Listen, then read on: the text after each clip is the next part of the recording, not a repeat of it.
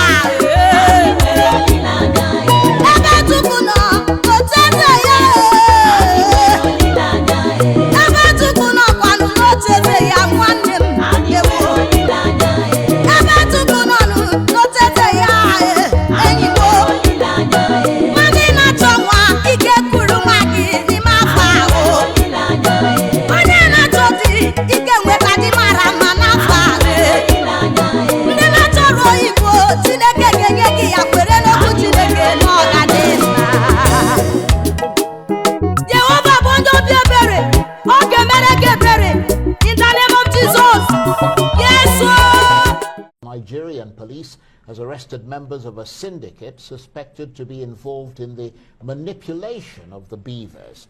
This follows a sting operation in an area suspected to be the operational center of the syndicate on Ganges Street in the rather posh Maitama district here in Abuja. The Nigerian police is currently investigating the illegal possession and suspected manipulation of the beavers. One of those being interrogated is the vice president of a company known as Emperor Technology.